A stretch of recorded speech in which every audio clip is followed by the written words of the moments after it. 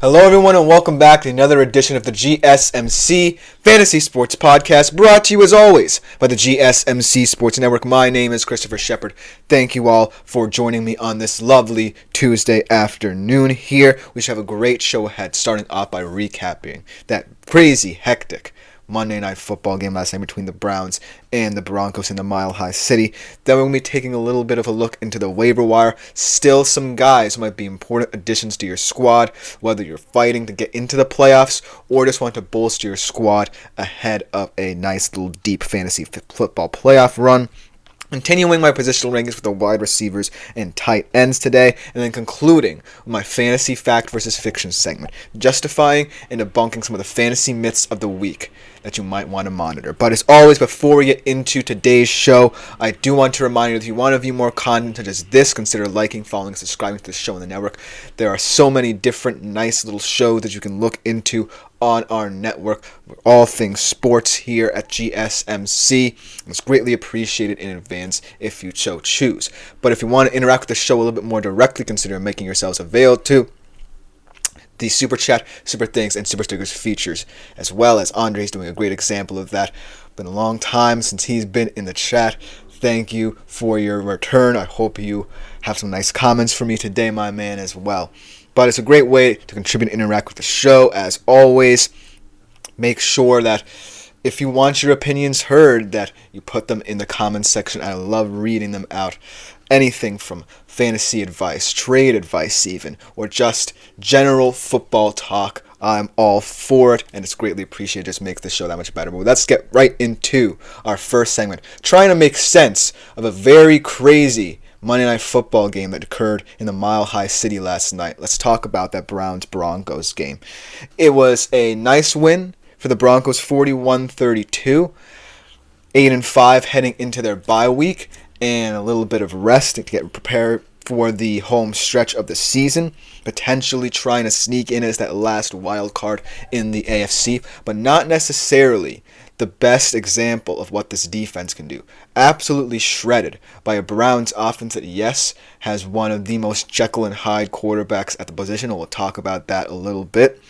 But as far as that defense was concerned, this was a very interesting performance, to say the least. A very bizarre performance for a defense that had been performing so well. However, on a night when the defense wasn't performing as well, it was the timely, opportunistic plays that made the difference in one. 2 pick sixes here that really made the difference in this one for Denver.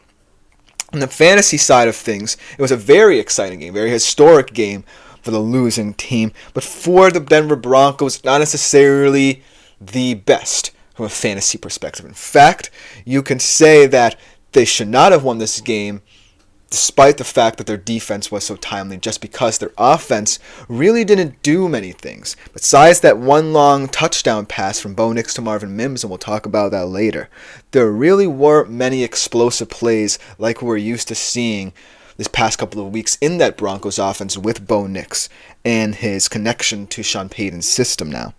But as always, it was a very nice way to end the football week here. And let's get right into what made it so special from a fantasy perspective, even though the losing team had much more historic performances all around than the winning team. So let's start off with the losing team in Cleveland. Jameis Winston. What a treasure he is to the National Football League, to the world in general. He is just an incredible kind of motivator, and no matter what happens throughout his career, he'll always be one of the more inspired players, or inspiring players rather, in the National Football League, no matter where he goes. But on this night, he proved that as much as he can help your team, he can also hurt it in big ways as well. He has his peaks and valleys, and even though he's a very exciting fantasy prospect, you have to understand, you're going to let a lot of goods with a lot of bads as well, though. 34 of 58, 497 yards, 4 TDs were the good. A historic performance.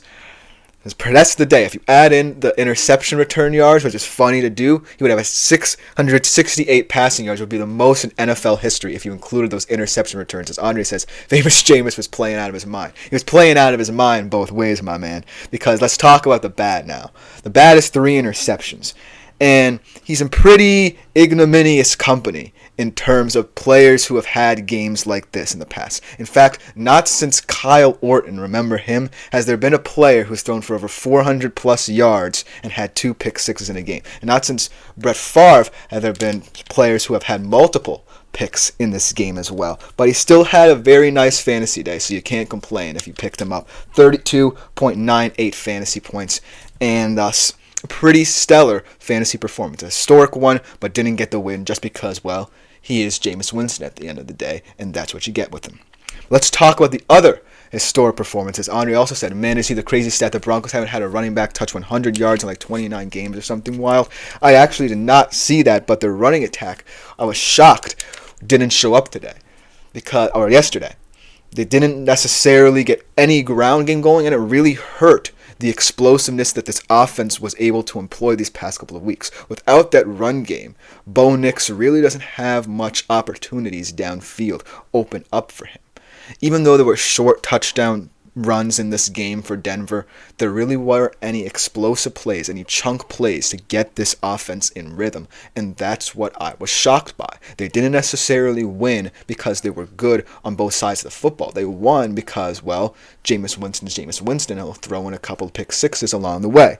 So that's why I'm shocked at that stat, but not necessarily surprised in terms of how this game panned out. Let's talk about another historic performance, another historic stat from Jerry Jeudy, perhaps the fantasy star of the game because of the fact that, well, Jameis Winston had interceptions to his name.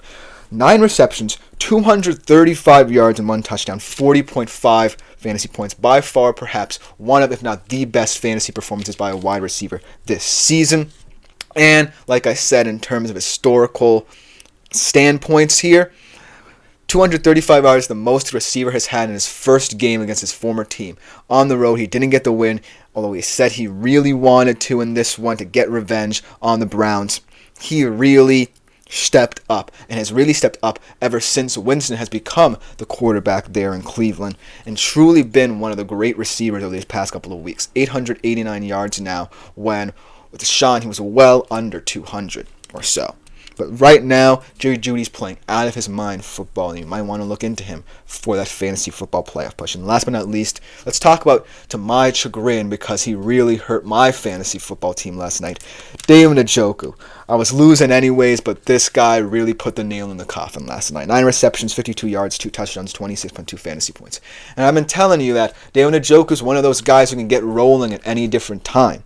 He's not someone who's been consistent throughout the season, but he's also had those performances that make you realize how good he can be at his best. And this was one of them. He was timely in terms of route running, in the red zone especially, and he is still a very special kind of player for this Cleveland Browns team. He may not be a Cleveland Brown in the coming years, but he still is someone that you have to look out for.